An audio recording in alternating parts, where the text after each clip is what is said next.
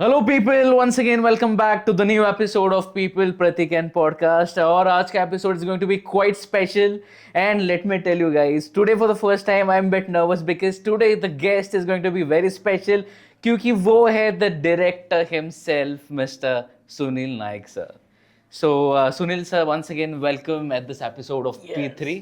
So, it's a privilege, sir, कि आपका, you came. I know your schedule is quite hectic, but still you made it here. Thank you so much for that, sir. Thank you. So, it's going to be a learning experience for all of us, and especially for all those youths, for all the artists, also for the editors, जिनको उनका career बनाना है into the film fraternity, and they want to become the director.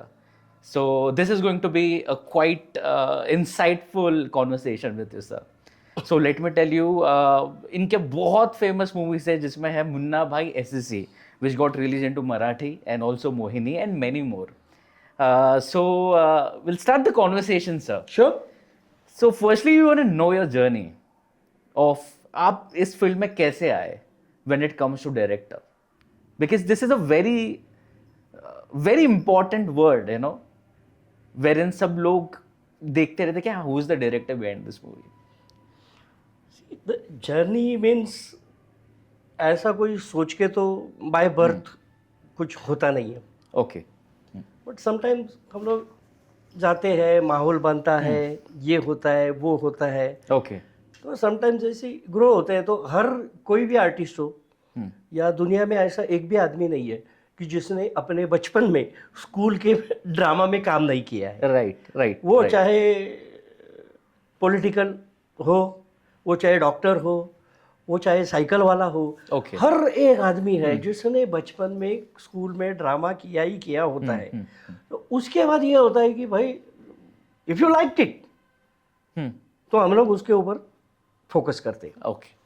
तो हम लोग भी drama में, school के drama में काम करते थे.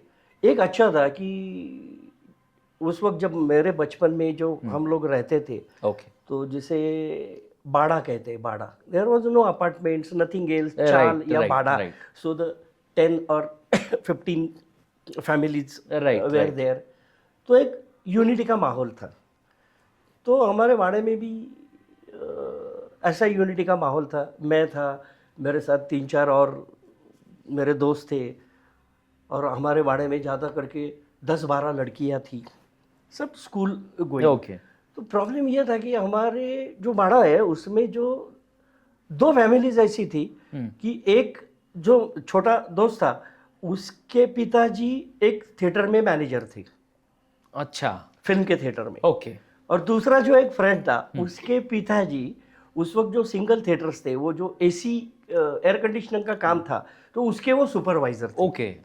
तो जाहिर है कि वो दोनों थिएटर वाले हमारे बाड़े में रहते थे. तो हर फ्राइडे को वो सब बच्चों लोगों को लेकर फिल्में दिखाने अच्छा. लेके जाते थे. सर, ये कब का टाइम पीरियड होगा? Long back in 70s? Long back नहीं 70s नहीं, 85. अच्छा, 85. तो ओके. उस वक्त से हम लोग फिल्में Okay. देखते थे. तो बाद में आने के बाद हमारा काम क्या था कि जो फिल्म देखी है ना वो हम लोग इनएक्ट करते थे हमारे बाड़े में. अच्छा. कि तू ये करेगा, तू ये करेगा, ये करेगा, वो करेगा. मोस्टली उस वक्त एक जो थे उनके थिएटर में माइथोलॉजिकल फिल्में लगती थी. तो वो माइथोलॉजिकल हम देखते थे. फिर कोई अर्जुन बनेगा, कोई ये करेगा. तो ये ग्रोथ हो गया. उसके बाद फिर भी जहाँ पर रहते थे वो कोई ऐसा एजुकेटेड माहौल नहीं था. It was based in Poona station area. Okay. So mostly the lower middle class people were there. Okay. कि वहाँ सोच भी नहीं सकते थे लोग कि भाई आगे ऐसा करूँगा, वैसा करूँगा, ये करूँगा. मोस्टली ना मजदूर means the worker people were there. तो हमारा भी ऐसा ही था. तो ये करेंगे, वो करेंगे, वो करेंगे. उसके बाद 10वीं हो गई. फिर आफ्टर 10 तो हर एक को पर लग जाते हैं. तो थोड़े थोड़े जैसे ही बाहर आए हम लोग, तो फिर एक ग्रुप सा बन गया. अच्छा.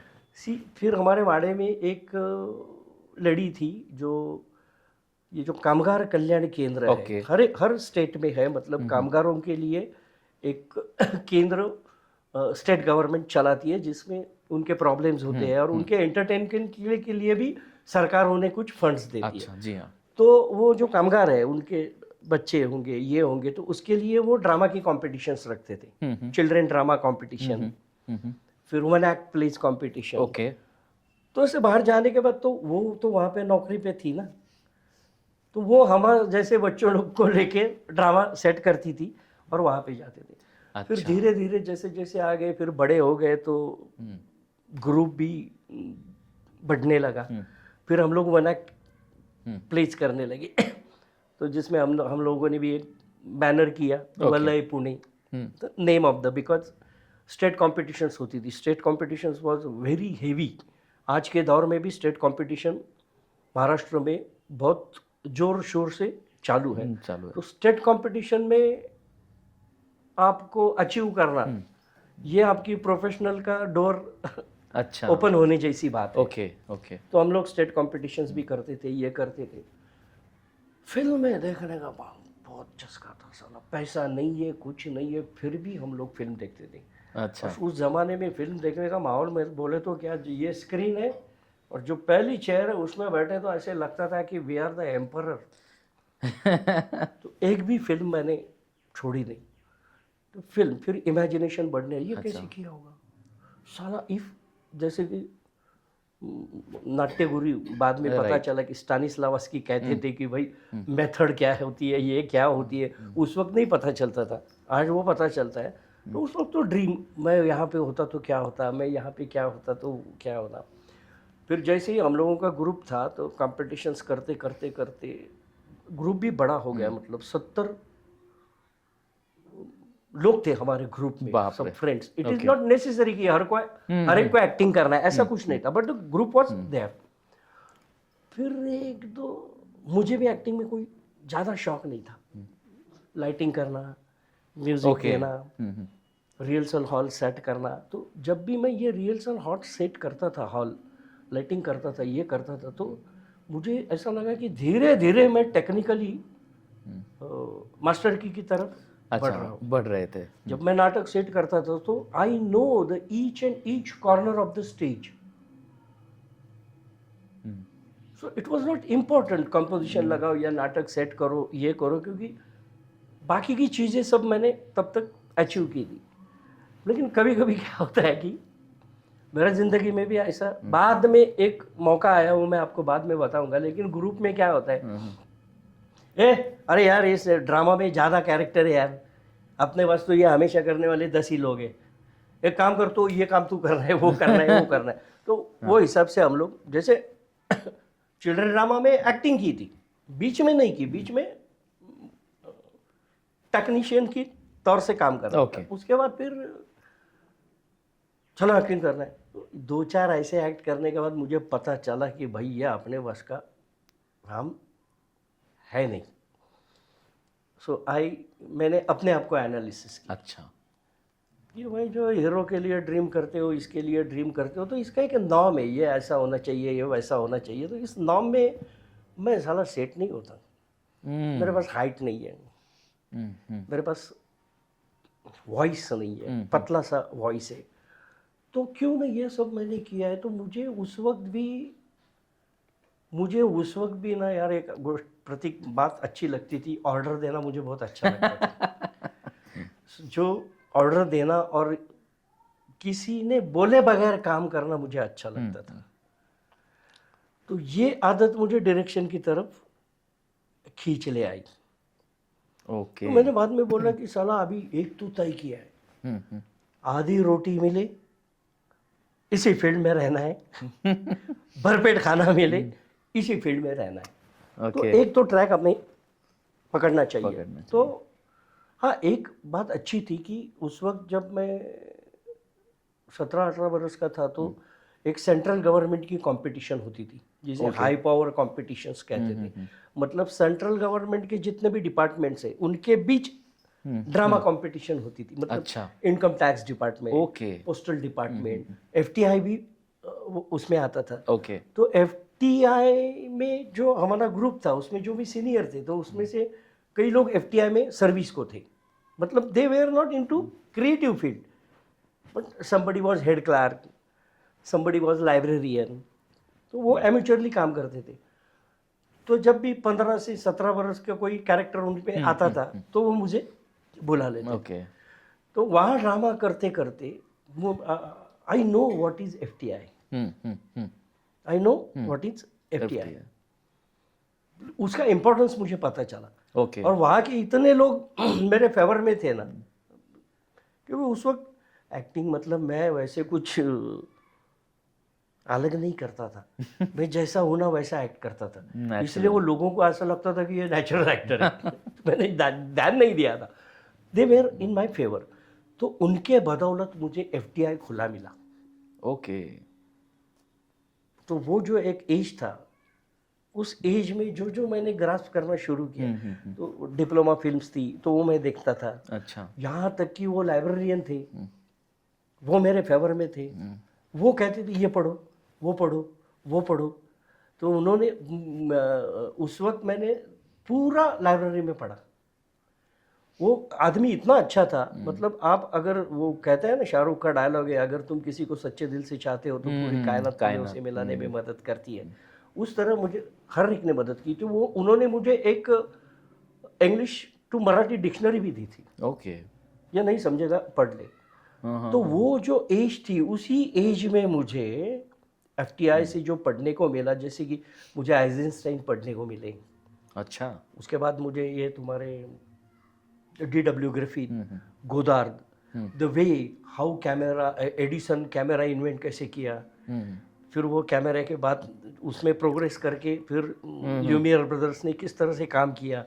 फिर एडिसन का पेटेंट था तो लोग कैसे डरते थे। Okay. It was a very, मतलब आप फिल्में भी नहीं देखोगे ना, उतनी इंटरेस्टिंग फिल्म की हिस्ट्री है। ओ। मतलब एडिसन सर ने कैमरा बना लिया लेकिन उसका पेटेंट उनके पास था, हाँ। तो कोई शूटिंग नहीं कर सकता था। अच्छा। तो उस वक्त आज जैसे बाउंसर्स थे वैसे बाउंसर्स एडिसन साहब ने रखे थे। अरे बाप रे। तो उनको पता चला कि प्रतीक भाई मेरी परमिशन के बगैर शूटिंग कर रहा है, तो इनके बाउंसर चले जाते थे, धुलाई करते थे, कैमरा उठा के लेके आते थे। अच्छा। लेकिन लोग भी हमारे फिल्मी लोगों के जैसा टैलेंट किसी के पास नहीं है भाई। Right right. फिल्मी लोग क्या करते थे कि एडिसन को वो झूठी खबर देते थे, प्रतीक का वहां पर शूटिंग है, तो एडिसन के बाउंसर वहां पे चले जाते थे। प्रतीक क्या करता था, नीचे डमी कैमरे पे शूटिंग है। प्रतीक ने कैमरा, रियल कैमरा टेरेस पे लगा है। ओ। तो जैसे ही ये लोग आते हैं तोड़ फोड़ करने लगे, ओरिजिनल कैमरा तो शूट कर रहे हैं। लेकिन फिर भी ये पेटेंट की वजह से लोग धीरे धीरे मेक्सिको की तरफ बढ़ने लगे। मेक्सिको क्रॉस किया और उन्हें पता चला कि यहाँ पर पेटेंट नहीं लागू है। लेकिन मेक्सिको के बाद था वो आपका हॉलीवुड था, आज का हॉलीवुड नहीं था, उस जमाने का हॉलीवुड था। Right right right. कॉफी के, there is a difference also. Coffee वगैरह। तो वहाँ पे जाने के बाद उनको पता चला कि यहाँ पे सनलाइट और यहाँ की हवा बहुत अच्छी है। मतलब आप वहाँ 12 घंटे भी काम करोगे तो आपको दमसास नहीं होती। सो धीरे धीरे फिर फिल्म वाले वहाँ पे, so it is a very interesting thing. Exactly. जैसे कि ल्यूमियर ब्रदर्स ने फिर किया। उसके बाद तो इंडिया की तो पहली फिल्म दादा साहब फाल्के ने राइट बनाई है, स्टार्टेड, मतलब महाराष्ट्र में बनाई है। तो ये रिकॉर्ड्स भी हमारे महाराष्ट्र के हैं। मतलब पहली टॉकी फिल्म भी जो आलम आरा बनी हिंदी में, आलम आरा के बाद पहली टॉकी फिल्म जो मराठी में बनी, वो उसका भी रिकॉर्ड महाराष्ट्र के ओके नाम पे। So there are several. तो ये सब मुझे पढ़ने को मिला। ये पढ़ते पढ़ते मुझे ऐसे लगा कि भाई ये फिल्म मेकिंग जो चीज़ है ना, ये कोई लल्लू पंजू का खेल नहीं है। यहाँ पे सिर्फ पैशन नहीं चाहिए, यहाँ पे चाहिए आपके पास लिटरेट सेंस। टेक्निक आप छोड़ दो, टेक्निक जो है वो मैं रेंट पे ले सकता हूँ। What about the creativity? तो इन लोगों ने जो काम किया है, जैसे कि फिल्म में काम किया, देखो अमेरिकन फिल्म्स चलने लगी, ये होने लगी, वो होने लगी, इमीडिएटली टेलीविजन आ गया। So again the film industry become ठप ठप ठप, अरे क्या करेंगे आप। लेकिन इसके ऊपर भी लोगों ने एनालिसिस किया, ये किया। फिर टेलीविजन को टक्कर देने के लिए आपके आ गई गॉन विद द विंड जैसी फिल्म कि जो आप पर्दे के बगैर देख ही नहीं सकते। तो इस तरह की जो फिल्में आएगी, वो रेशो थे। फिर उसके बाद चेंजेस कैसे हो गए, मतलब फ्रेंच रेवोल्यूशंस के राइट क्या ये हो गए। फिर फर्स्ट वॉर, सेकंड वॉर, आप अभी तक भी देखोगे तो पोलैंड या हो, जर्मन हो, ये Okay. हो, इनकी फिल्में अगर आप 80s तक देखोगे तो आपको पता चलेगा कि उन लोगों ने जो भी सह लिया है वो किस तरह से फिल्म में आ गया राइट है। राइट यहाँ तक कि इस ज़माने में स्टीवन स्पिलबर्ग सर को वो ये बनानी पड़ी अपनी शिंडलर्स लिस्ट। उस वक्त भी उन्होंने अपना एक अलग सा किया था, the entire film is in black and white. Right so I got different different directors, मतलब वो जो स्टडी किया मैंने, मतलब ये रोमन पोलस्की जैसा आदमी, उसके बाद ड्रामा में सर लॉरेंस ओलिविये, ये है आपके पीटर ओट्यूल है, रिचर्ड बर्टन है, तो मुझे तो ये स्वर्ग लगता था, ये साला कैसे करते हैं। और इसमें सबसे ज़्यादा ये हो गया तो पागल सा बन गया तो गॉडफादर देखने के बाद। गॉडफादर जब देखा उस वक्त भी आज जैसी ब्रेन कैपेसिटी है वैसी नहीं थी, लेकिन आज गॉडफादर के बारे में पढ़ते हैं तो उनकी पैशन और उनकी जो क्रिएटिविटी है, means Francis Ford Coppola, Marlon Brando, उसको तो सैल्यूट है यार। ये sir Laurence Olivier, Marlon Brando, these are the what you can say, these are the milestones in film acting. Peter O'Toole, the masterpiece. Masterpieces.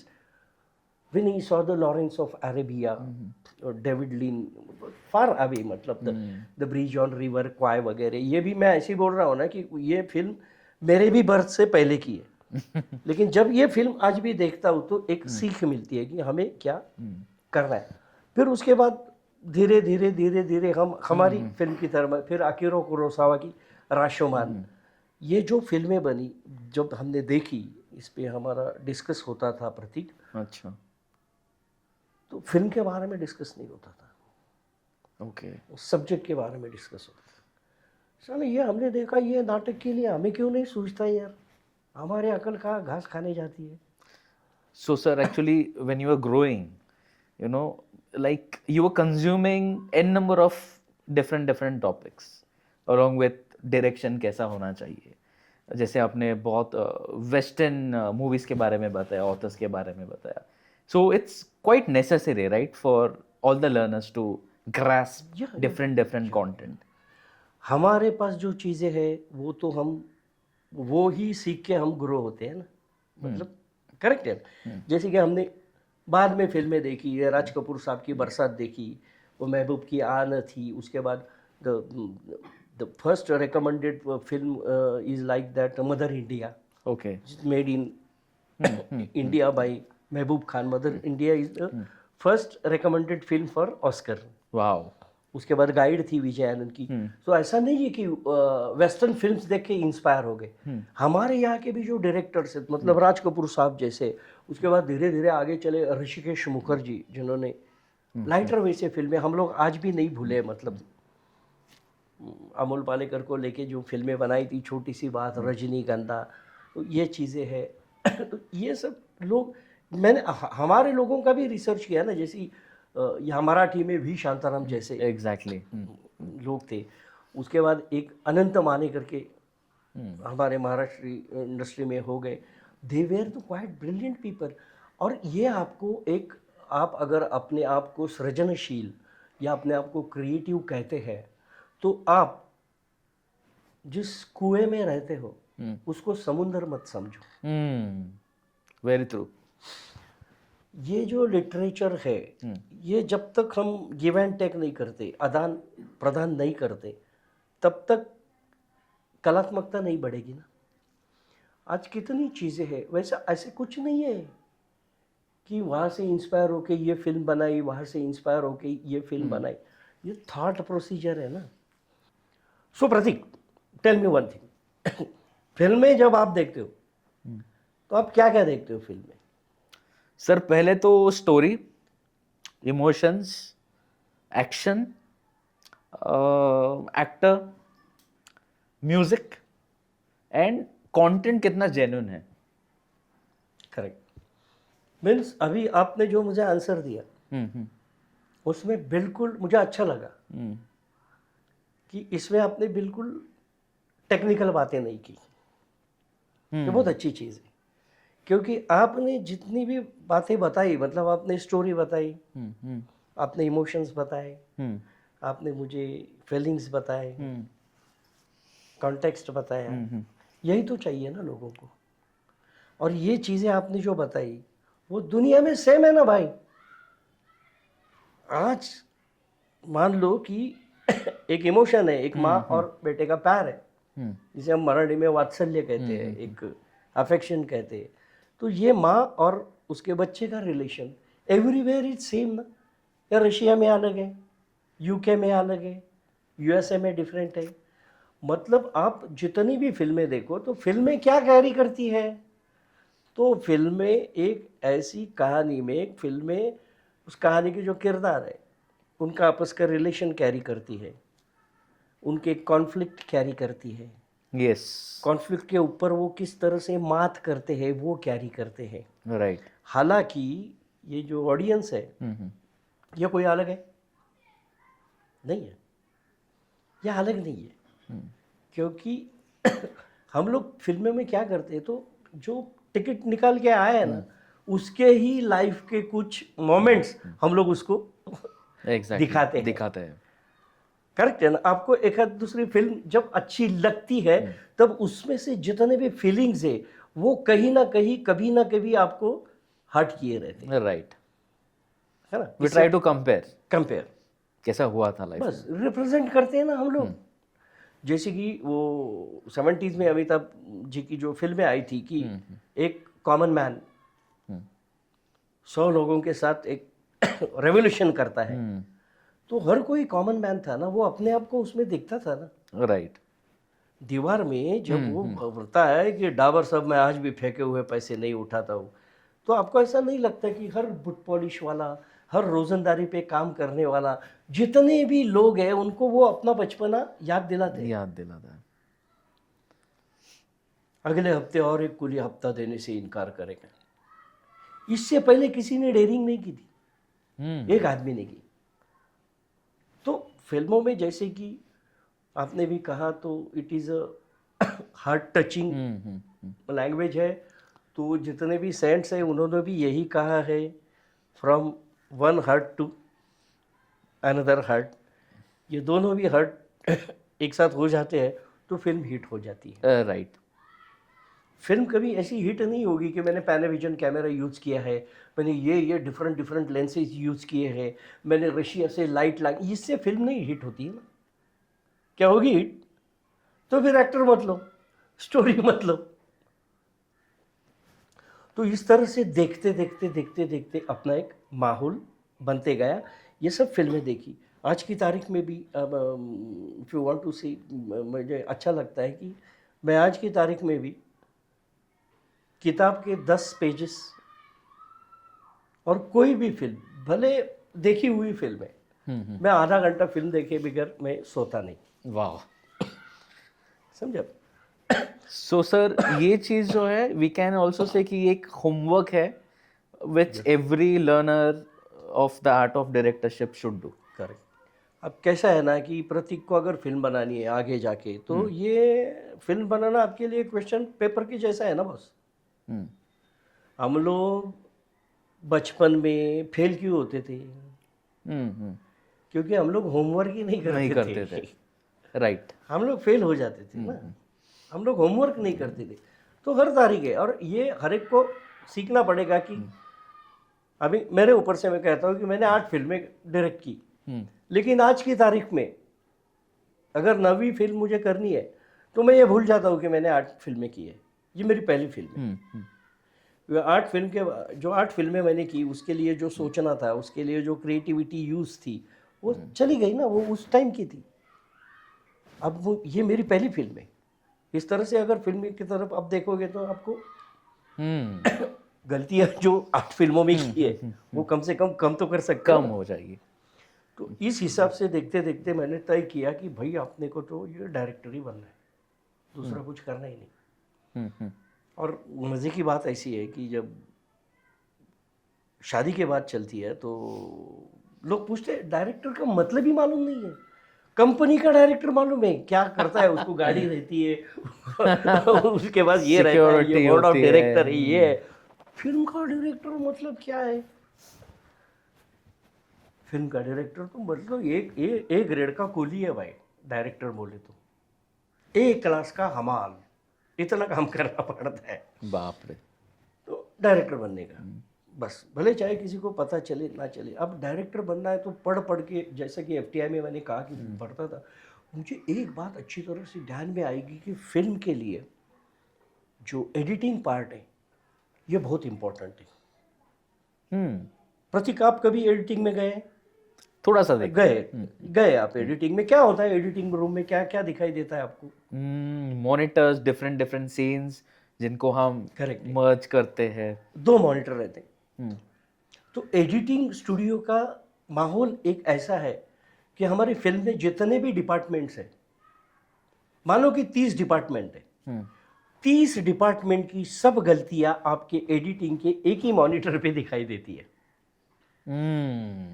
Actor mistake आप monitor पे ध्यान देते हो, कैमरामैन की वायर बीच में आ गई है, आपको उसी मॉनिटर पे पता चलता है। मेकअप मैन ने आपको चौक बना दिया है, इतना हेवी मेकअप किया है, उसका भी पता आपको एडिटिंग रूम में चलता है। माइक्रोफोन वाले को 10 बार बोला है, फिर भी यार माइक का थोड़ा सा हर चीज, हर गलती, हम लोगों की हर गलती एक ही जगह पे महसूस करते हैं हम लोग, एडिटिंग टेबल पे, एडिटिंग मॉनिटर पे। सो मतलब sir, you also mean to say कि डायरेक्टर को ही should be a very good editor? Yes, मतलब आई डोंट से कि मुझे मशीन ऑपरेट करने वाला एडिटर बनना है, नहीं, मत बनो, बट एडिटिंग सेंस ले लो। फिल्म तो हम भाई 70 सीन होते हैं, 70 सीन के ढेरों शॉट्स होते हैं। फिल्म 120 मिनट की बनानी है, लेकिन शूटिंग तो मेरा 400 मिनट का है। तो ये जो टुकड़े टुकड़े हैं, इसको एक साथ करने का काम एडिटिंग में होता है। एक अच्छा एडिटर मेरे जैसे डायरेक्टर की 100 गलतियां भी वहाँ पे साफ कर सकता है। इतना एडिटिंग रूम मायने रखता है। जितनी भी गलतियां हैं वो गलती सुधारने का काम एडिटिंग रूम में होता है, तो क्यों ना हम लोग एडिट करें। तो ये करते करते फिर हमारे बाजू में एक बहुत बड़े राइटर रहते थे, आज तो उनका नाम गिनीज बुक में है, मिस्टर शिवराज गोरले। तो उनके पिताजी कैमरामैन थे। ओके। उनके पिताजी कैमरामैन थे, और ये सब सचिन, फिल्म स्टार सचिन पिलगांवकर वगैरह, ये सब लोग बचपन से दोस्त थे। ओके। तो जैसे ही उनको अच्छा लगा तो मैंने बोला मुझे एडिटिंग के लिए जाना है। तो उनके एक फ्रेंड है अविनाश ठाकुर, जो जिनके पिताजी बहुत बड़े एडिटर थे मराठी फिल्मों में, Raja Thakur, he was also director है। तो मुझे जाना है, तो मैं उनके साथ एडिटिंग सीखने गया। अच्छा। तो उस वक्त का एडिटिंग आज के जैसा नहीं था, तो क्या हम लैपटॉप पे भी एडिट कर सकते। वो स्टैंड बैक था, मूवी वाला था, इतना बड़ा मशीन था, रील लगाने पड़ते थे, फिर उल्टा रील घुमाने के लिए वो घुमाना पड़ता था। तो वहाँ पे सीखा दिया। फिर वो काम करते करते हम लोग भी कुछ एक्सपेरिमेंट करते थे। फिर राजेश साळवी हमारे एक दोस्त है, उनके पिताजी भी महाराष्ट्र के टॉप मोस्ट कोरियोग्राफर थे, और राजेश साळवी आज के तारीख में अच्छा कैमरामैन है। तो उनके कजिन्स भी थे, उनके कजिन भी वीडियो के इसमें थे। हमें तो कुछ मालूम नहीं था ना, सिर्फ पढ़ा, ये किया। तो राजेश वगैरह हम सब लोग एक छोटा स्टोरी लेते थे, और उस स्टोरी को क्रिएट करके हमने ऐसी बहुत स्टोरियाँ बनाई। और वो जो स्टोरियाँ बनाई, जो मेरे लिए एक एग्जामिनेशन की तरह थी, वो स्टोरी में मैं पास हो गया तो यहाँ तक आ गया। मतलब अगर मैं कोर्स करता तो मैं सिर्फ बुकिश रहता, इसको ये कहते हैं, इसको ये कहते हैं, a + b bracket square is equal to a² + 2a। यहाँ पे सब कुछ अलग होता है। मतलब बचपन से हम सीखते हैं A for apple, B for bat, C for cat. यहाँ की ABCD अलग है। यहाँ पर A फॉर एटीट्यूड है, A फॉर एक्टिंग है, B फॉर बिहेवियर है, C फॉर कैमरा है, C फॉर कैरेक्टर है, D फॉर ड्रामा है, E फॉर इमोशंस है। तो यहाँ की एक ABCD अलग ही होती है। वही सीखते सीखते हम लोग वहाँ पे कुछ ऐसे बना देते। फिर हर एक की जैसी जर्नी होती है कि काम तो ऐसा कुछ क्यों देगा भाई कोई आपको, फिल्म क्यों देगा। आज की तारीख में तो 3-3 करोड़ रुपए बजट है, 3 करोड़ रुपए बजट किसी को लगना तो चाहिए ये आदमी 3 करोड़ की हैसियत का है। तो इस तरह से फिर कॉर्पोरेट फिल्में हम लोगों ने बनाई, कुछ डॉक्यूमेंट्रीज बनाई। तो धीरे धीरे इस तरह की कामों से कैसा हो गया, कॉन्फिडेंस बढ़ने लगा। और बतौर एडिटिंग के बाद मैं जाता था ऐसे, मतलब आपकी फिल्म आ रही है तो कभी कभी आप एडिटर हैं आपका दूसरा काम है तो आप 12 बजे चले जाते थे। फिर 12 बजे के बाद हम लोग क्या करेंगे ना, तो अरे वो राजेश की शूटिंग है, मैं जाऊँ क्या उधर? हाँ जा जा, मैं बोल के रखता हूँ, खाना पीना उधर ही खा। वहाँ जाके बैठते थे। तो वो पता चल गया कि how a director communicate with actors, how a director communicate with his technicians. तो ये सब देखते देखते देखते एक माहौल सा बन गया। फिर अगर प्रतीक की फिल्म कर रहा हूँ तो मैं हर चीज़ में आता था। ऐसा नहीं मैंने समझा कि आज मेरा काम हो गया, ये हो गया तो मैं आओ क्या प्रतीक एडिट चल रहा है ना, मैं आओ क्या भाई बैठने को। और अब आप अगर खुद होकर किसी को पूछते हैं, अगर आप के बॉस को पूछोगे तो ना कहेगा क्या वो बॉस? उसके लिए अच्छी बात होगी ना। प्रतीक आप मुझे क्यों सिखाओगे? क्यों सिखाओगे?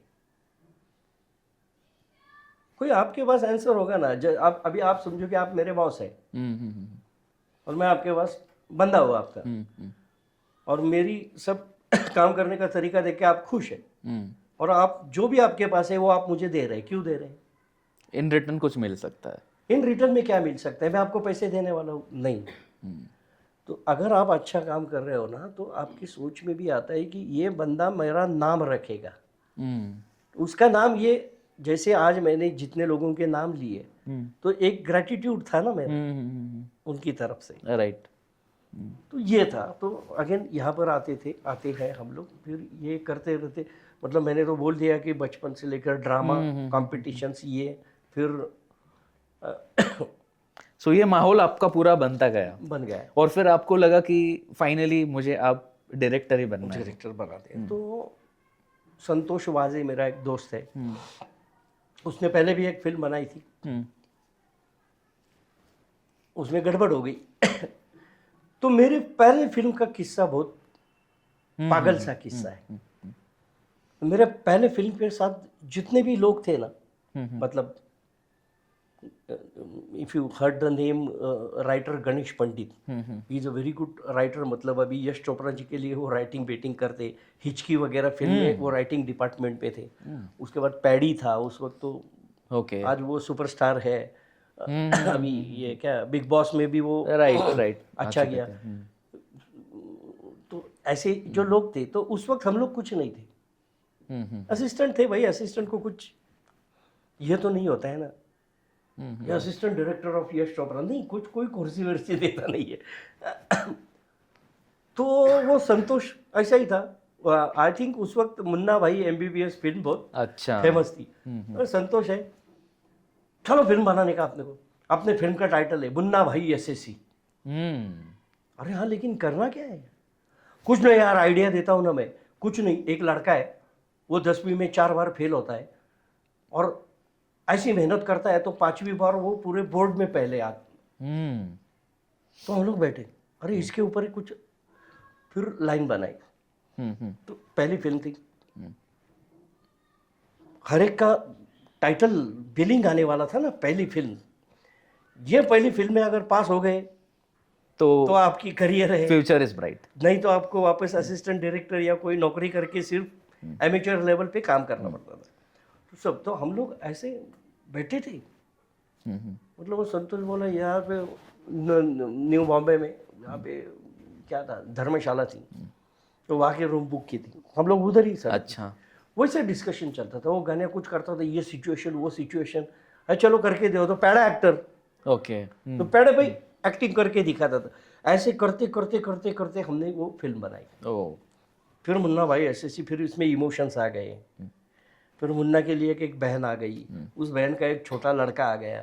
फिर उस लड़के को ब्लड कैंसर होता है और उस लड़के की ये इच्छा रहती है कि मुन्ना, मामा कहता है ना, मामा यार मेरी एक ही इच्छा है, मरने से पहले ना तू तेरा SSC कंप्लीट कर।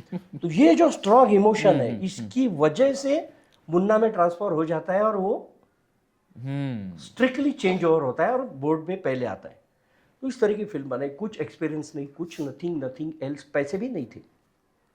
एक आदमी था, उसने सिर्फ बोला था टेक्निकल कितना है, रील के लिए इतना पैसा दूंगा, कैमरे के लिए इतना पैसा दूंगा, बाकी का तुम करो। तो वी हम मैनेज द मूवी। कुछ मालूम नहीं था। So this was your first break, sir. Yes, it was my first break. उससे पहले मैंने 2 फिल्में की थी, अच्छा. जो प्रोटोकॉल के हिसाब से मैं उनका नाम नहीं ले सकता, जिसे घोस्ट कहते हैं, मतलब पूरा काम मैं करने का, नाम उनका देने का। तो वैसे भी की थी, लेकिन इस फिल्म में मुझे जो पूरा था, मतलब फिल्म बनाने की प्रोसेस मुझे मालूम थी ना। ये बनने के बाद चलो थिएटर में जाएंगे, कैसे जाएंगे, ये किधर मालूम था। तो Right. वो सब प्रोसेस हो गई हमारी। उसके बाद संतोष बोला कि अभी इसको ये करना है। 2006 ना, कुछ मालूम नहीं था। Single theatres were there. तो जी टेलीविजन में अभी जो डिस्ट्रीब्यूशन करते हैं, अभी वो भी काफ़ी सीनियर हो गए। The man was very good. उन्होंने हमें फिर एक चार्ट वार्ट समझा दिए। संतोष ने पूरा ध्यान में लिया। Okay. उस वक्त एक इंडिका संतोष के पास थी। अच्छा. तो आज की तारीख में आप मोबाइल की तरह, जैसे मोबाइल में भी फिल्म लेके जा सकते हो ना, हार्ड डिस्क में, वो नहीं था भाई। Okay. 16 रील की फिल्म थी। अब बाप रे. 16 रील हम लोग डिक्की में रखते थे। और 4 लोग 4-4 रील करके, वो भी रील आपको लगता है ये फिल्म इतनी सी देखते हैं ना तो बहुत हल्की लगती है, लेकिन उसका 1000 फीट का जब रोल होता है ना, तो वो भाई 15 किलो का डंबेल होता है। बाप रे बाप रे. तो Heavy ये to होता carry. है कि हाँ 3-3 मंजिले जाने का, फिर वहाँ लगाने का, उस तरह से हमने नॉलेज लिया। 4 लोग जाते थे। संतोष ने कैसे किया कि एक पत्थर में बहुत सारी शिकार की थी। मतलब फिल्म के हमारे भी हम लोग थे थिएटर में ले जाने वाले। उसके बाद उसने प्रमोशन भी रखे थे। स्कूल में अभी आपके सामने आएगा पंडरीनाथ कांबड़े उर्फ पैडी, हीरो आएगा। तो राइट राइट. एक हो गया था, आप हॉनेस्टली काम करो, आपके पीछे दुनिया रहती है। मैं असिस्टेंट लेवल पे इस तरह से काम करता था तो लोग मेरे फेवर में आते थे। तो उस वक्त जो स्टार थे, मतलब अभी है नहीं वो, विजय चौहान, उसके बाद रमेश भाटकर वगैरह स्टॉलवर्ड एक्टर्स थे। उन लोगों ने बहुत सपोर्ट किया, मतलब प्रमोशन के लिए आते थे, ये करते थे, वो करते थे। उसके बाद भी मेरा एग्जीक्यूशन हो गया ना, मेरे हर फिल्म में एमेच्योर है ही नहीं। जितने भी फिल्में हैं सब मेरे फिल्में सब स्टार लोग हैं। ग्रेट. मतलब ये मोहिनी की, मोहिनी भी स्टार कास्ट थी, गोंदन भी स्टार कास्ट थी, हर चीज़ में मैं स्टार लेता हूँ। उनको मैं मालूम हूँ कि मैं किस तरह से एग्जीक्यूट करता हूँ। उसके ये एग्जीक्यूशन के बारे में मैं बाद में आऊँगा। तो ये सब लोग आ गए, हम लोग गांव-गांव में जाते थे। आपको पता नहीं Prateek, even I was shocked. Chandrapur में हम लोग चले गए फिल्म लेके, मुझे तब तक मालूम नहीं था, क्योंकि हम तो देखेंगे पुणे में ही देखेंगे ना। सो that time I saw that window के ऊपर लिखा था टिकट 10 रुपये। मैं बोला संतोष यार 2006 में हम लोगों ने 40 तक हमारी इन्वेस्टमेंट की, ये 10-10 रुपये से कब कमा लेंगे।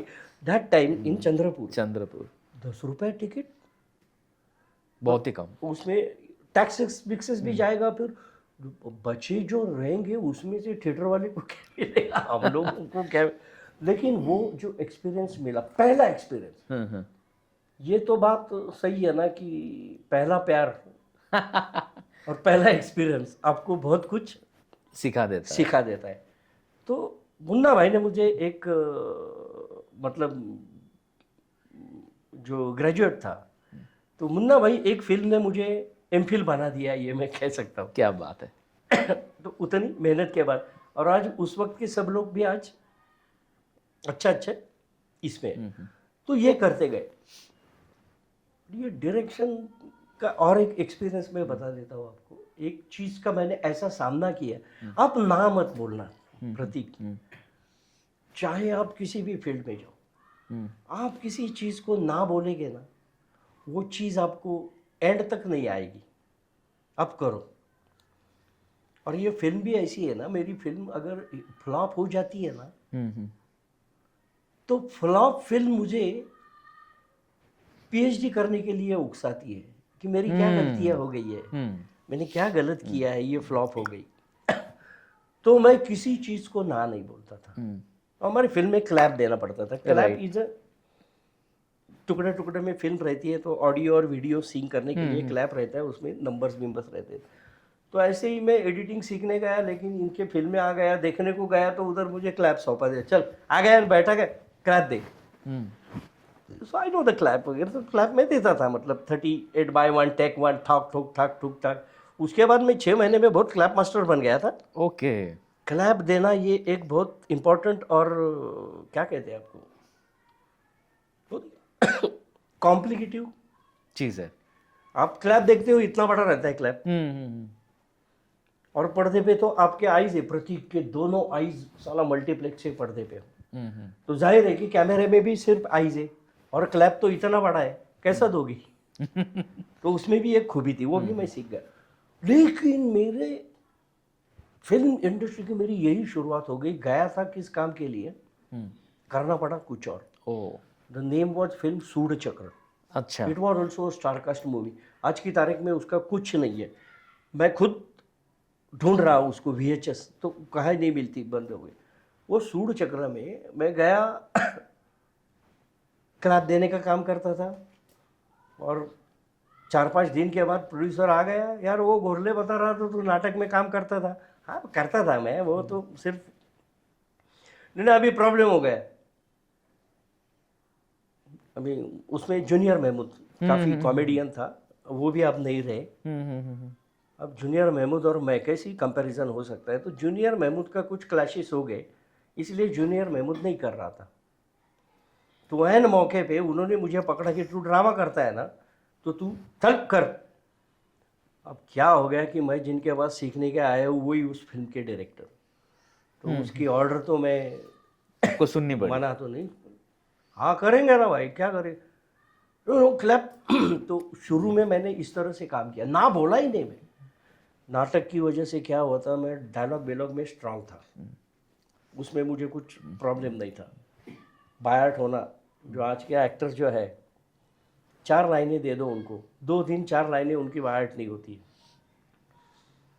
और मेरा ऊपर वाले की कृपा से मेरा क्या है ना, आज अगर प्रतीक तुमने मुझे 200 पेजेस की नॉवेल दी ना, कल मुझे मेरी वो बायर्ट होती है। वाह। तो उस वक्त मैंने ये भी काम किया यार।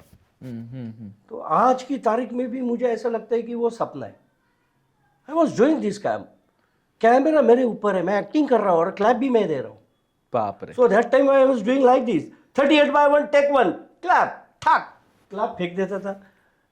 क्या गुरु क्या होता, तो ना बोला। तो इस तरह से क्या हो गया कि इस तरह से काम जब मैं करते गया ना, तो मुझे आगे के टाइम पे ये सब काम करना जो पड़ा ना, ये मुझे एक ट्रबल शूटर की तरह काम आया आगे जाके, है ना। अभी प्रॉब्लम आ गया तो ऐसे प्रॉब्लम मैंने 10 फेस किए हैं। Right. Now I can shoot तो ये भी काम करने पड़ते थे। So experience help you. Yes, experience help you. फिर उसके बाद होते गए, फिर मोहिनी जैसी फिल्म आ गई, एक्सक्लूसिव फिल्म थी मोहिनी भी।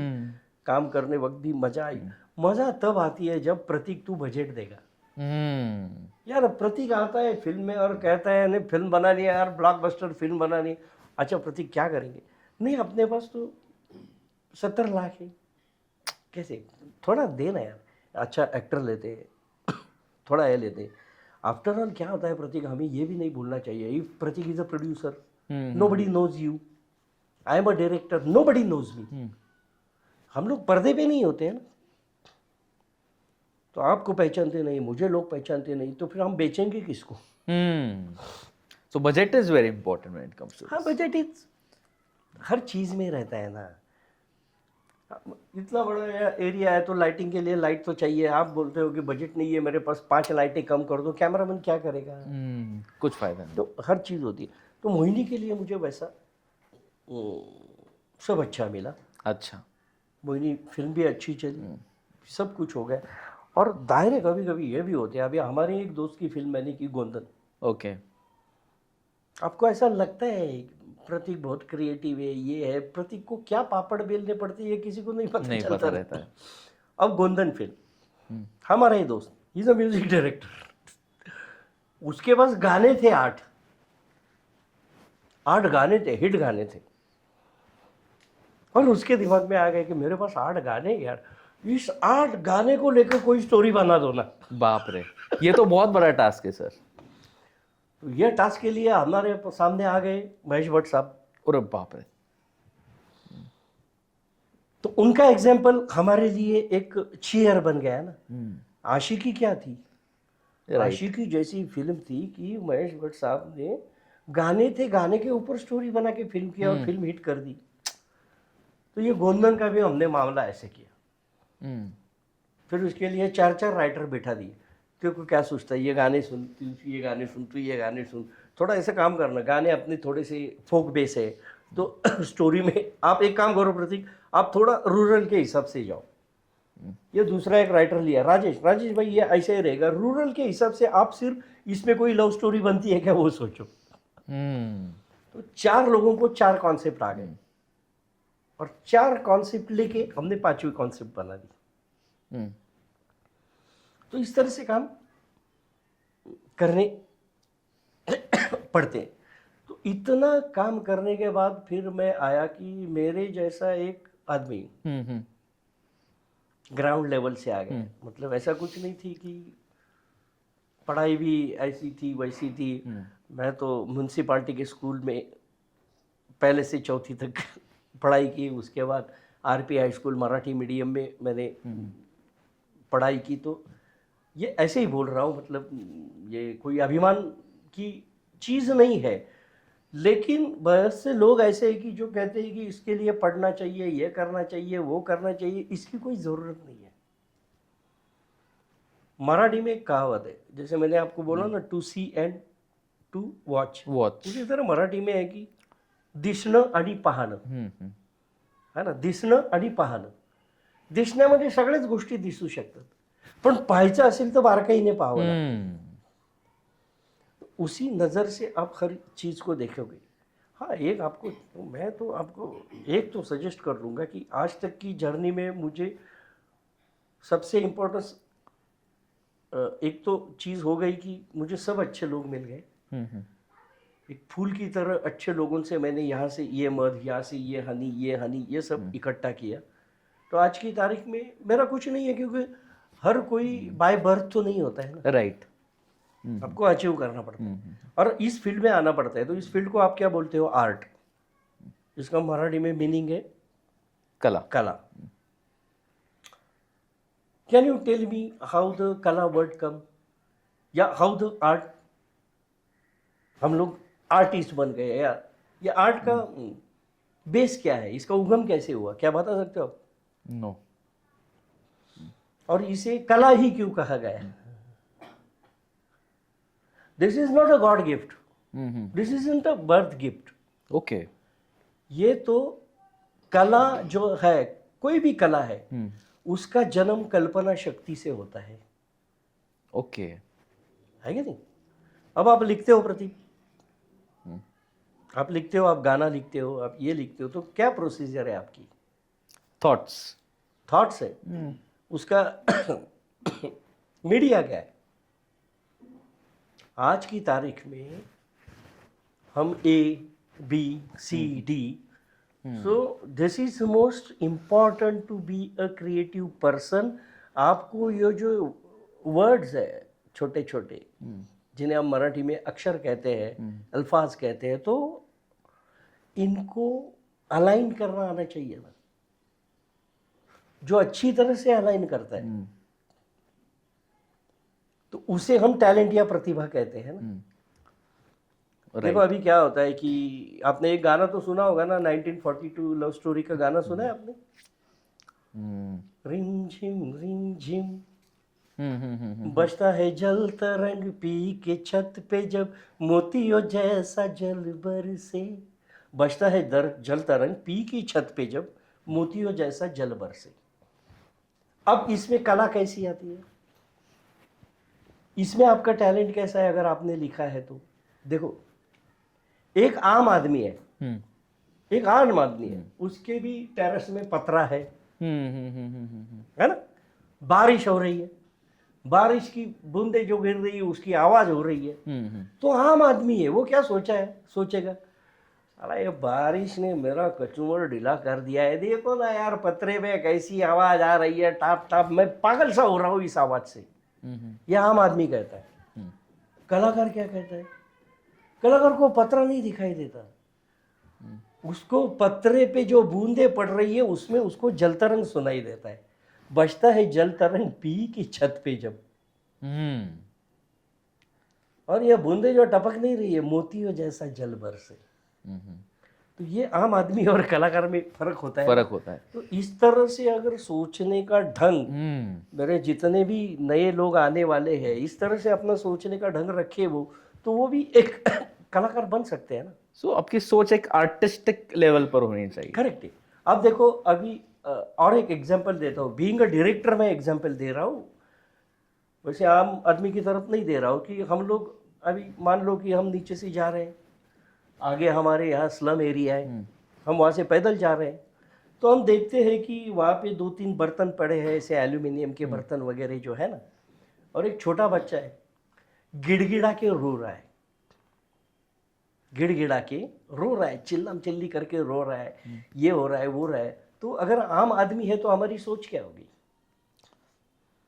विल फील बैड, है ना, बस इतना ही होगी। लेकिन जब कलाकार वहां से गुजरेगा ना, तो कलाकार को वो जो एम्प्टी बर्तन है और गिड़गिड़ाता हुआ बच्चा है ना, वो नहीं दिखाई देगा। कलाकार को ये दिखाई देगा कि बर्तन एम्प्टी है, उसमें खाना नहीं है, और कलाकार को उसका रोना नहीं दिखाई देगा, उसकी भूख दिखाई देगी। और ये जब आप आपकी फिल्म में किसी दृश्य या डायलॉग से मानते हो, तो आप कलाकार बन जाते हो ना, आम आदमी नहीं बन जाते। तो बीइंग कलाकार बनना है तो आपका सोचने का नजरिया आपको चेंज करना चाहिए। चेंज करना पड़ेगा। क्योंकि अभी और एक टेक्निकल बात जो आपको कहेंगे, आप भी इस फील्ड में हैं, आपको भी कैमरा पता है, तो कैमरा का यूज़ भी जो है, तो क्या है ये कैमरा? मतलब एब्सोल्युटली नथिंग। एडिसन ने जो भी उसका इन्वेंट किया है, कहाँ से किया है? हमसे ही किया है ना, हमारा स्टडी किया है ना। एक ऑब्जेक्ट है, इसके ऊपर लाइट आती है, फिर वो घुस के मेरे रेटिना पे आती है, फिर उल्टी फिगर होती है, फिर वो मज्जा की तरफ जाती है, फिर वहाँ सीधी होती है। अगर प्रतीक पहचान का है तो मैं बोलता हूँ हाय प्रतीक। उसमें प्रतीक पहली बार आया तो हु, राइट। यही टेक्निक उसमें दिया है। क्या है उसमें? 7 ही शॉट है, 3 ही एंगल है, 7 ही मूवमेंट है। जैसे संगीत में 7 स्वर है, 5 और कोमल और तीव्र मिलके 12 स्वर है। जितने भी गाने बनते हैं सिर्फ 12 स्वरों में है, 13वां नहीं है, 14वां नहीं है। उसी तरह जितने भी फिल्में करती हूँ, 8 शॉट है, 3 एंगल है, उतने ही मूवमेंट्स है। तो ये using a camera for a director is like using sargam. इसी में खेलना है ना मुझे, राइट। तो इसको एक बार मैंने अडॉप्ट किया, तो हर वक्त मुझे कैमरा बनना है ना। मुझे सोचने के लिए, देखने के लिए कैमरा हायर करने की जरूरत नहीं है, राइट। क्योंकि जो जो हम लोग करते हैं वो सब कैमरे में। मतलब अभी प्रतीक आप जहाँ पे बैठे हो, हम दोनों में जितना डिस्टेंस है, हम दोनों जब आपस में देखते हो ना, तो एक ही फ्रेम में हम दिखाई देते हो। मतलब मुझे आप जितने दिखाई दे रहे हो उतना ही मैं आपको दिखाई दे रहा हूँ। राइट। आप यहाँ पर हो और मैं वहां पे चला गया तो मैं अलग सा दिखाई दूंगा। वंस कैमरा मैं हूं, अब भूल जाओ कैमरा। अब जब डायरेक्टर ही कैमरा बनता है तो उसी तरह से आपको देखना चाहिए। So sir, one more important thing which we would like to discuss, कि डायरेक्टर को कहा जाता है कि is the captain of the ship. या so what are the main और the primary responsibilities of a director when it comes to movie? Quite good question. अब ये जाहिर है कि कैप्टन ऑफ द शिप है, तो यहाँ पे एक मज़ा बहुत होती है। मतलब इस कैप्टन ऑफ द शिप जो है ना, इसके लिए बहुत मज़ा भी होती है। फिल्म जब हिट होती है, सुपर हिट, तो कैप्टन ऑफ द शिप को बुला के कोई शॉल और नारियल नहीं देता है। लेकिन फिल्म जब पिट जाती है, फ्लॉप हो जाती है, चाहे वो किसी अलग चीज से भी फ्लॉप हो, तो उसका दोष भी उनको दे। डायरेक्टर पे ही जाता है। तो बीइंग अ प्रोजेक्ट लीडर आपको ये भी ध्यान में रखना चाहिए कि इस फिल्म की जो भी अच्छाई हो, बुराई हो, ये हो, इसे स्वीकार करने की अहमियत आपको रखनी पड़ेगी। इसकी वजह से ये हो गया, उसकी वजह से ये हो गया, ये डायरेक्टर को कहना नहीं चाहिए। क्योंकि हर चीज अगर मेरे ही इशारे पे चल रही है, हर चीज, तो मैं आपको दोष कैसे दे दूं? आपने वही किया है जो मैंने बताया है। Being a captain of the ship बहुत हेक्टिक शेड्यूल है, मतलब स्क्रिप्ट के ऊपर ध्यान देना है। एज अ डायरेक्टर मुझे पहले स्क्रिप्ट लॉक करना है, मैं डायरेक्टर स्क्रिप्ट पे हूँ और मैं डायरेक्टर बाद में एडिटिंग रूम में हूँ। इसके बीच में जो भी जर्नी है, यहाँ पे I should have to be a very capable management sense मुझे चाहिए। बहुत हेक्टिक रहता है ना, मतलब 70 सीन है, डिफरेंट डिफरेंट लोकेशन से आर्टिस्ट है। अगर प्रतीक हीरो है मेरा और प्रतीक कह रहा है कि नहीं मैं 12 बजे तक हूँ, 12 के बाद मुझे जाना है, ये करना है, फिर इसको एडजस्ट करना है, उसको एडजस्ट करना है। कुछ नए लोग आते हैं, वो ज़्यादा दिमागदार देते हैं। फिर हमारे राजेश सालवी जैसे कैमरामैन रहते हैं, वो बोलते हैं नहीं होगा शॉट, मुझे ये चाहिए, मुझे वो चाहिए।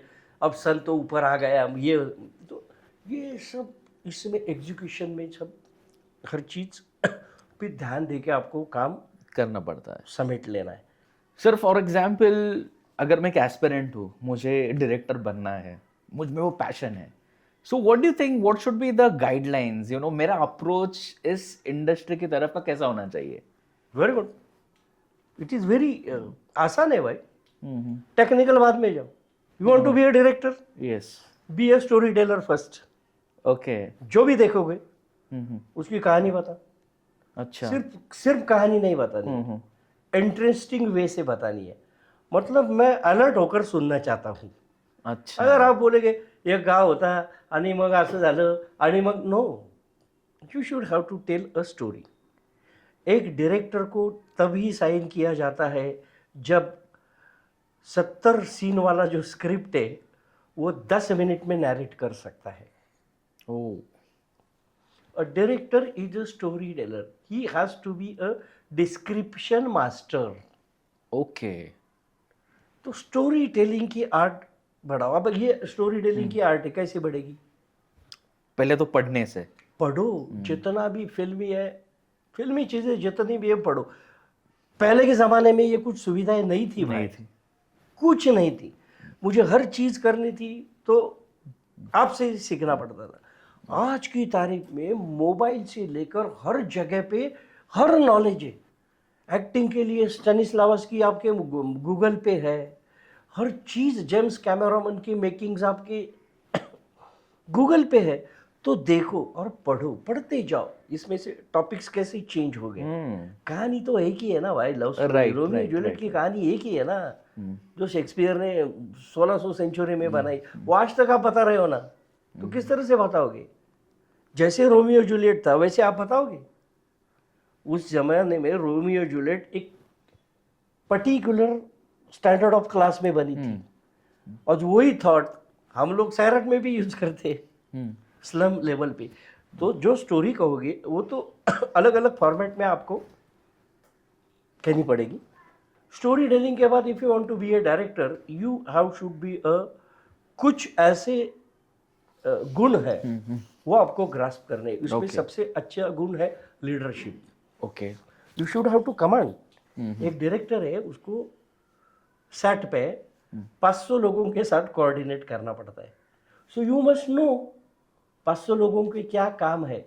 अगर फला फला आदमी का काम ही आपको मालूम नहीं है, तो उसका कंट्रीब्यूशन आप आपके स्टोरी में कैसा लोगे?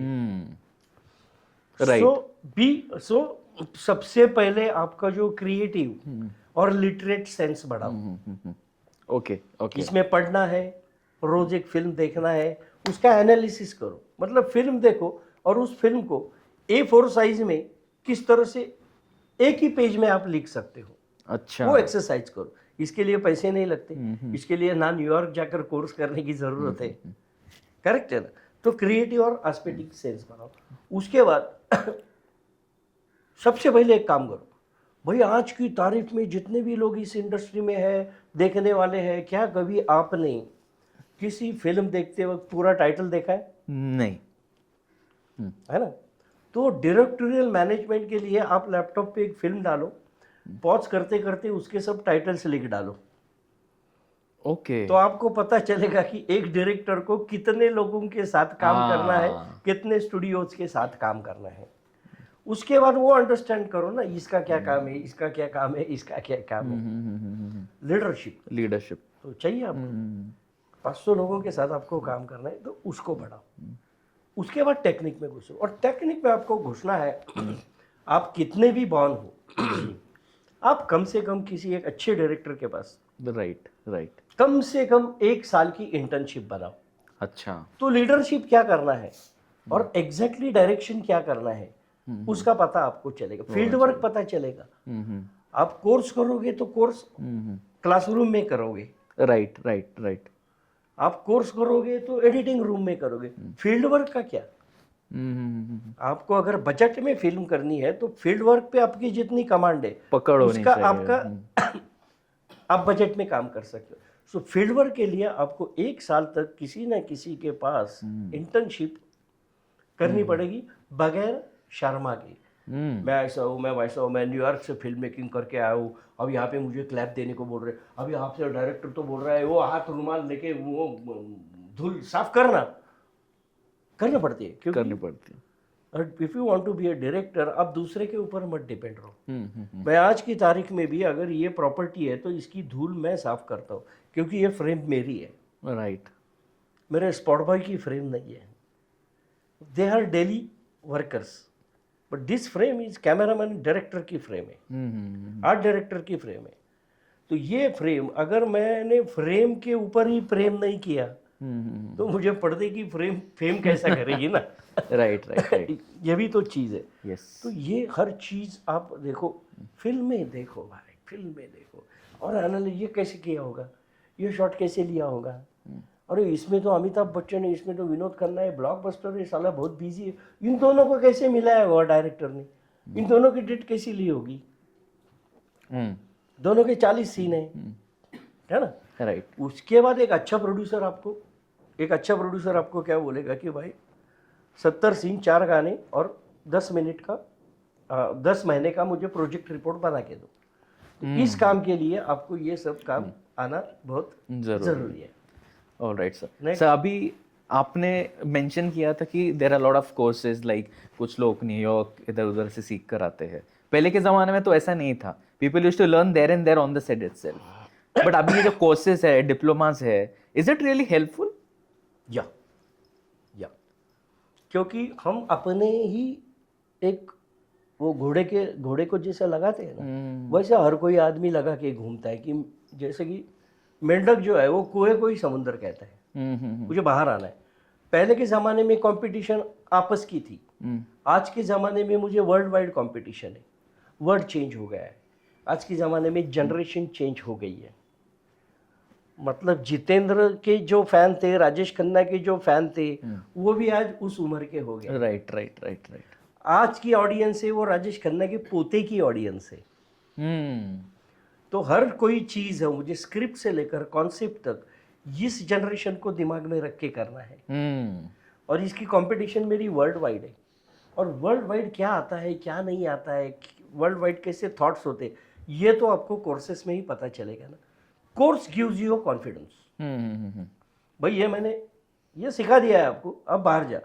ये कॉन्फिडेंस बिल्ड कब होगा? जब आप फील्ड वर्क पे जो सीखा है उसका एप्लीकेशन करोगे। राइट। अभी क्या है कि जरूरी ये है कि कोर्स, मुझे किस इंस्टीट्यूट पे कोर्स करना है, वो बहुत इंपॉर्टेंट है शायद। इसकी जानकारी आपको बहुत सारी लेनी पड़ेगी। राइट। अब FTI है, डॉक्टर सत्यजीत रे है, विजलिंग वुड्स है, यहाँ पे आपके पास पैसा है करके आपको एडमिशन नहीं मिलती। अच्छा। तो अगर आपको यहाँ से आना है, फिल्म इंस्टीट्यूट में एडमिशन लेनी है, तो उससे पहले 2 साल आपको ये सब मैंने जो आपको बताया ना, लिटरेट और क्रिएटिव वर्क और पढ़ना भिड़ना, ये सब करना पड़ता है। ओके। क्योंकि वहाँ पे अगर एडमिशन करनी है तो आपके रिटन टेस्ट लेते हैं, उसके बाद एक मॉक टेस्ट लेते हैं, ओरल लेते हैं। रिटन टेस्ट में आप पास हो गए तो ओरल है, ओरल के बाद आपको डिफाइन करता है लेना है या नहीं लेना है एडमिशन। रिटर्न टेस्ट में फेल हो तो जाके वापस पढ़ो ना, राइट। करेक्ट ना? यस। तो ये सब करना है। फिर ये आम गली कूचे में आजकल क्लासेस है, एक्टिंग क्लास वाले हैं, ये वाले हैं, तो are they really worth? Acting में ये क्या सिखाने वाला है? इसने कोई कोर्स किया है क्या? सीखा कौन सकता है, आप बोलो मुझे। जो उसमें तरबेज है खुद, तरबेज मतलब उसका उसने डिप्लोमा- काम किया है। उसका डिग्री है क्या आपके पास? अगर प्रतीक ने बोला है कि गणित में मैं पहले से बहुत भारी हूँ, गणित मैथमेटिक्स में मेरे जैसा मास्टर कोई नहीं है, मैं तुम्हारे स्कूल में आके सीखा हूँ क्या आपको नौकरी मिलेगी? नहीं मिलेगी। गणित इन स्पाइट ऑफ दिस थिंग्स आपको पास डिग्री, बीएड होना चाहिए। सिखाने का आपको आता है, सिखाने का अनुभव क्या है? उसी तरह ये कोर्सेस में जो ले रहा है उसको सिखाने का अनुभव क्या है? सीखना है आपको तो सिलेबस चाहिए। नहीं, मैंने 10 सीरियल में काम किया है, तेरे पास सिलेबस नहीं है, मैं नहीं सीखूंगा तेरे पास। और ये ज़्यादा भी चीटिंग जो होता है वो एक्टिंग वाले में होता है, क्योंकि एक्टिंग वाले भी एक धुन में आते हैं, इसमें कुछ बहुत इजी है, मेरे मसल्स कमाए, मैं गोरा हूँ, ये हूँ, मैं गाया तो सलमान खान भाग जाएगा। नहीं भाई, ऐसा नहीं होता है। नहीं होता है। सलमान खान को सलमान खान बनने के लिए 30 साल लगे, वरना वो भी आम था। शाहरुख खान को शाहरुख खान बनने के लिए 40 साल लगे, वरना वो भी आम था। तो ये 40 साल का जो जर्नी है, वो एक्सपीरियंस है, वो आपको आना चाहिए। आज की तारीख में आपको कहीं जाने की जरूरत नहीं, सब हर चीज आपको इसमें है ना। तो एक्टिंग में किस तरह से बोला जाता है, किरदार किस तरह से किया जाता है, what is an actor, this people don't know actor क्या है। Actor is different. आप अगर बहुत बड़े एक्टर हो ना, तो फिर आपको क्यों नहीं लेते? In spite of acting you should have to be a very good presentation ना। आप एक्टिंग करते हो, आपको कैमरा का स्टडी किया है आपने?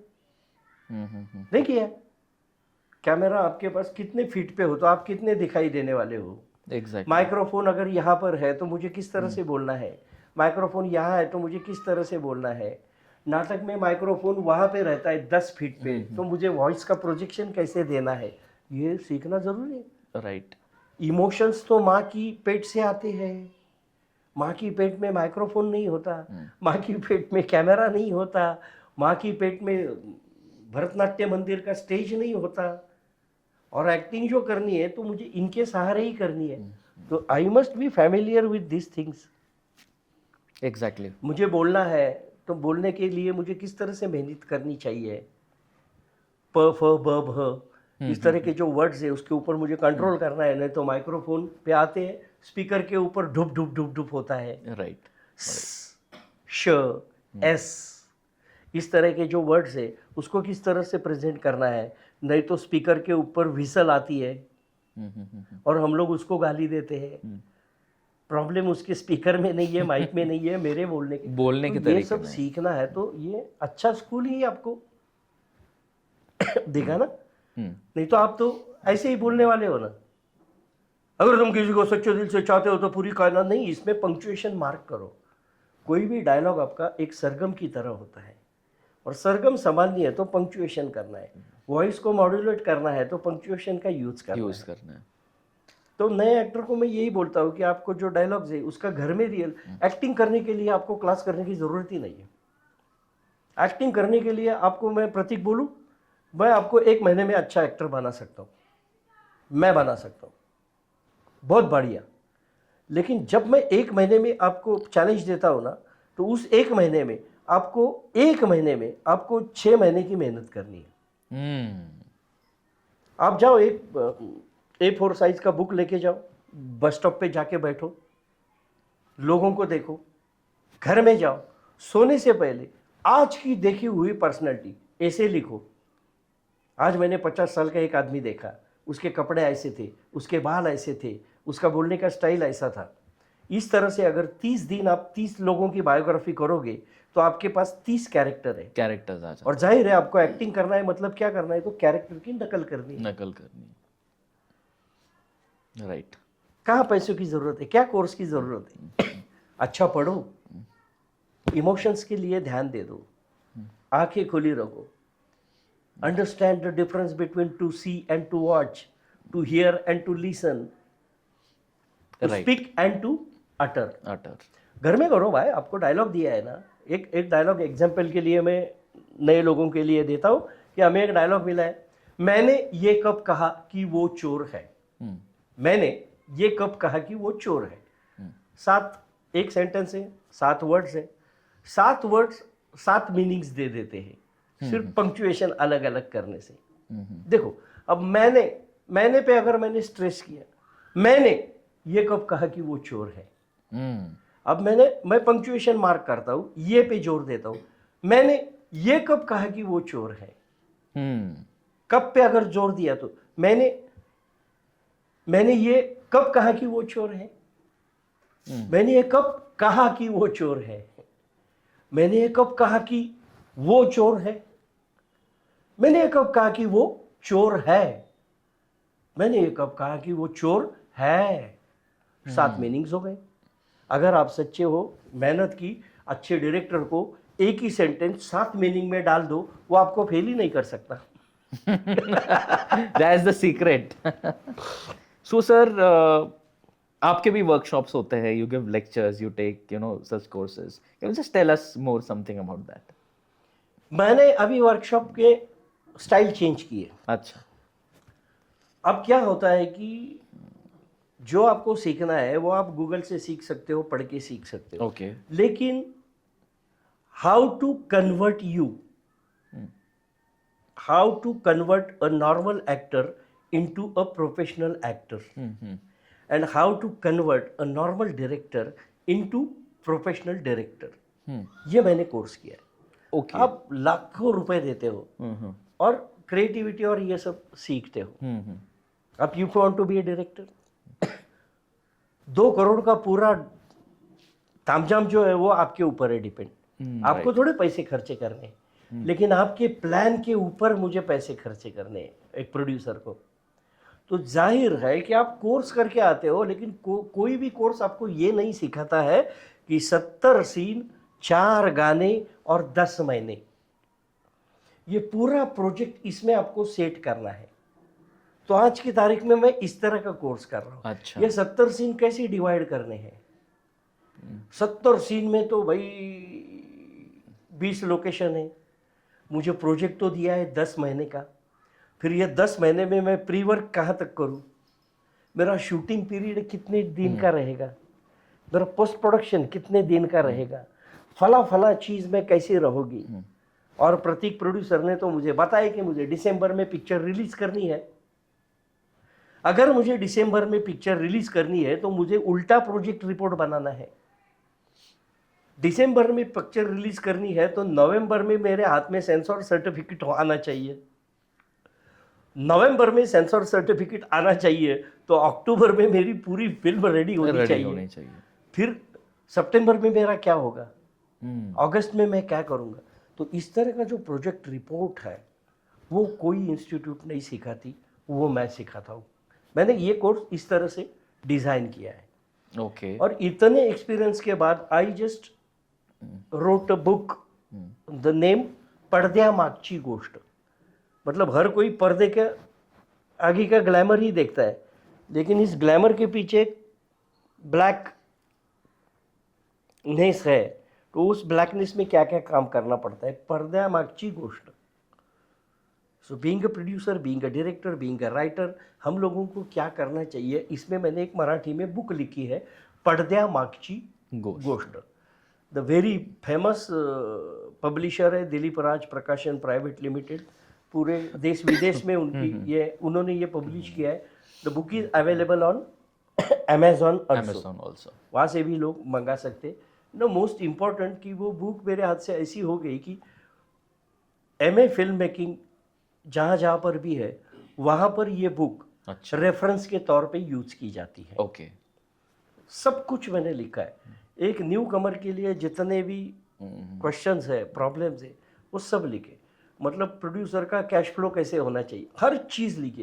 What is distribution, okay. What is marketing आज की तारीख में, the role and responsibilities of each department. अच्छा. 30 के 30 डिपार्टमेंट के रोल्स एंड रिस्पॉन्सिबिलिटीज उस बुक में है। ओके. ओके. और उसमें ये भी लिखा है कि और एक है प्रतीक, मैं आज ये लोग जो आने वाले हैं ना, उन लोगों से एक रिक्वेस्ट करना चाहता हूँ, न्यू कमर्स के लिए। आज की तारीख में, मैं 2025 की बात कर रहा हूँ, आगे आगे हम लोग बहुत वास्ट और फास्ट होने वाले हैं, क्योंकि आज तो इस तरह के काम चल रहे हैं भाई। कोरियन बिरियन अगर देखे आपने, कोरियन वाले तो 5 मिनट में सब्जेक्ट दिखा देते थे। आज की तारीख में नया ट्रेंड आ गया है कि आपको जो भी इमोशंस है, आपकी जो भी कॉन्फ्लिक्ट्स है, वो आपको आजकल 1 मिनट ड्रामा, ओ इसका ट्रेंड आया है। ओके तो देखो आपकी 120 मिनट में जो दिखाना है, वो मुझे अभी 1 मिनट में लाना है, तो मुझे कितना अलर्ट होना चाहिए। अलर्ट होना और इसमें अगर नए लोगों के लिए मैं बताऊंगा कि अगर आपने ठान लिया है कि यही फील्ड में मैं मेरी रोजी रोटी और मेरा करियर बनाऊंगा, तो इसमें आप सिर्फ एक चीज मत लेके आइए। आप इसमें कला की एक 3 नुस्खे तो आप आजमा लो, 3 नुस्खों पे मास्टरी करो और इस फील्ड में आए, ताकि अगर एक काम ना मिले तो दूसरे से आपका गुजारा हो जाए। राइट राइट जैसे कि लड़कियां आती है हीरोइन बनने के चक्कर में, हीरोइन तो 2-3 साल के लिए हीरोइन होती है। तो हीरोइन के साथ अगर इन लड़कियों ने एक मेकअप का कोर्स किया, एक कॉस्ट्यूम डिजाइनर का भी कोर्स किया, तो जब जब एक्टिंग नहीं है, तब तक वो लोग इस फील्ड में सरवाइव हो सकते हैं। ओके अब जिसको डायरेक्टर बनना है, वो डायरेक्टर के साथ साथ अगर उसके पास स्केचिंग है, कमर्शियल आर्ट उसने की है, तो उसका भी उसका फ़ायदा, जब डायरेक्शन के लिए फिल्म नहीं है, उस वक्त वो आर्ट डिपार्टमेंट में काम कर सकता।